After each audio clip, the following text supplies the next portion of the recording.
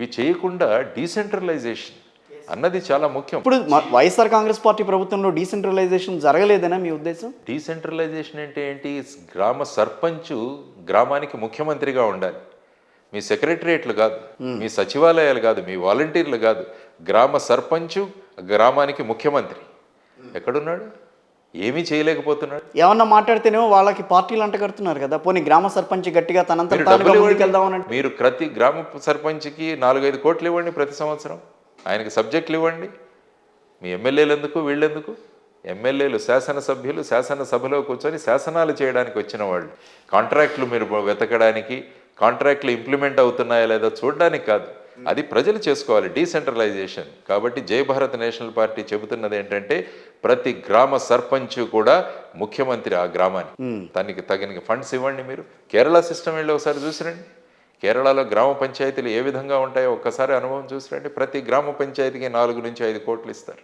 ఆ విధంగా ముందుకు తీసుకొస్తాం. ఇదే చేయాల్సింది మనం. అది లేకుండా సెంట్రలైజేషన్ దిశగా వెళ్తున్నాం. డీసెంట్గా జీవితాలు ఉంటే డీసెంట్రలైజేషన్ కావాలి మనకు.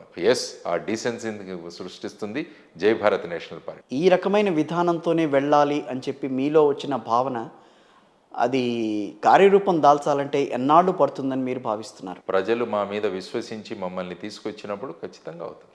2024లోనే అవ్వచ్చు. అంటే మీరు పోటీ చేస్తారా శాసనసభకి? డెఫినెట్గా.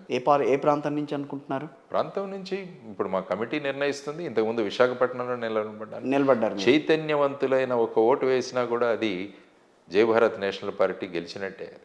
కాబట్టి చైతన్యం, ప్రజా చైతన్యం అన్నది చాలా ముఖ్యం. ఆ చైతన్యాన్ని తీసుకొస్తాం. రాష్ట్ర వ్యాప్తంగా తిరుగుతారా? ఎస్, రాష్ట్ర వ్యాప్తంగా తిరుగుతారు. ఇంతకుముందే తిరిగి వచ్చాం. అవును. మళ్ళా వాళ్ళలో వెళతాం. వాళ్ళకున్న శక్తులు, వాళ్ళకున్న ఓటు యొక్క పవరు, దాని గురించి కూడా మళ్ళా ఒకసారి పరిచయం చేస్తాం. ఇంత రాష్ట్ర వ్యాప్తంగా తిరిగి రావడానికి మీ దగ్గర ఉన్న శక్తి ఏంటి? ప్రజాశక్తి, మీడియా, మీలాంటి వాళ్ళు మాకు ఇచ్చే సపోర్ట్, మాకున్న శక్తులు. ఇప్పుడు కొత్త పార్టీ వస్తుంది, సో వాళ్ళని ముందుకు తీసుకువెళ్ళాలి అన్న ఆలోచన అయితే మీడియాలో ఉంటుంది, కాదంటే. బట్ వాళ్ళ విధి విధానాలు నిజంగా మిగతా పార్టీలకి భిన్నంగా ఉంటాయా లేదా అన్న ఆలోచన కూడా మీడియాలో ఉంటుంది. డెఫినెట్గా దానికి మీ ఆశయాలు, మీకున్న యాంటిసిపేషన్స్కి వాటన్నిటిని. కానీ పార్టీ రాకముందే ఇది వైసీపీకి బి టీమ్ అనే పదం ఎందుకు బయటకు వచ్చింది? దాని వెనకాల ఏమన్నా ఉందా? దానికి సమాధానం ఏంటి? వాళ్ళని అడగాలి. నేను చెప్తున్నాను, ఇందులో ఏ టీము లేదు, బి టీము లేదు, ఏం లేదు. ఇది ప్రజా టీము, ఇది ప్రజా పార్టీ. నేను అందుకనే ఇందాక మిమ్మల్ని అడిగా, మీ వెనకాల ఎవరున్నారు? ప్రజలు ఉన్నారు అన్నాను. మీ వెనకాల ఎవరున్నారు అని 2 సార్లు అడిగా. వెనకాల గోడ ఉంది, మా వెనకాల ప్రజలు, ముందు ప్రజలు ఉన్నారంటారా? అది తప్పితే ఏ పార్టీతో కూడా మీకు ఎవరు కూడా ప్రోత్సహించలేదని గట్టిగా చెప్పగలరా? Narco analysis I'm ready. నేను అక్కడ దాకా నేను అంతవరకు కరెంట్ నేను ఆ సంసిద్ధత నేను వ్యక్తం చేస్తున్నాను. పాలిగ్రఫీకి ఎక్కించండి నన్ను, లేకుంటే నార్కో అనాలిసిస్ ఇచ్చండి. ఓపెన్ గా చెప్తున్నాను నేను ఈరోజు. ఎస్, ఎవరినైనా తీసుకురండి, ఐఎమ్ రెడీ. ఇదంతా ఏంటంటే భయం ఎప్పుడైతే మొదలవుతుందో ఈ విధమైన భావం. దేనికి మీరు ఒక్కరు పార్టీని మొత్తం ముందు నడిపిస్తారంటే ఎవరికో ఏదో ప్రజలు భాగస్వాములు అవుతారని భయమా? భయాలు కదా చాలా పార్టీలకు. ఆ భయాల్లో ఈ విధమైన అసత్యాలన్నీ కూడా ప్రచారం చేస్తాడు. అంతేనా? అంతే. వెనకాల అసలు ఎవరి ప్రోద్బలము లేదు. I'm ready for a narco analysis అన్నారు. ఈరోజు వెళ్దాం పదండి. ఓపెన్ గా లైవ్ ఇవ్వండి, నో ఇష్యూ. అక్కర్లేదు. బట్ లక్ష్మీనారాయణ గారు ఏది చెప్పినా కూడా వాస్తవాలకి దగ్గరగా ఉంటుందన్న విషయాన్ని మీరు ఏ రకంగా మళ్ళీ దాన్ని తీసుకొచ్చే ప్రయత్నం చేస్తారు అనేది అందరూ ఆలోచన. ఎస్, మా మేనిఫెస్టో చూడండి. ఎప్పుడు వస్తుంది మేనిఫెస్టో? త్వరలో తయారవుతుంది మేనిఫెస్టో, ఇస్తాం. ఎవరితోనో పొత్తు పెట్టుకుని వెళ్తారా? పొత్తు పెట్టుకుని వెళ్ళాల్సిన అవసరం ఎందుకు? ముందు బ్రహ్మాండంగా ప్రజలు సహకరిస్తుంటే ముందుకు వెళ్ళిపోతాం. 175 నియోజకవర్గాలకి మరి అభ్యర్థులు వస్తున్నారు. ఇప్పటికీ నేను ఇందాక అడిగాను, అర్జీలు వస్తున్నాయి. కొన్ని అర్జీలు పక్కన పెట్టాల్సిన పరిస్థితి కూడా వస్తుంది. ఆ విధంగా వస్తున్నారు. ఈ రోజున డబ్బుతో పార్టీలు నడుస్తున్నాయి. ఆ డబ్బు చెప్పారు, డబ్బుతో పార్టీలు నడుస్తున్నాయి. డబ్బులు కావాలి, అబద్ధాలు చెప్పాలంటే డబ్బులు కావాలి, బూటకం చేయాలంటే మాయ మాటలు చెప్పాలంటే డబ్బులు కావాలి. మాటలు చెప్పినంత ఈజీ కాదు కదా ఒక పార్టీని నడపడం అని. నడిపి చూపిస్తాం.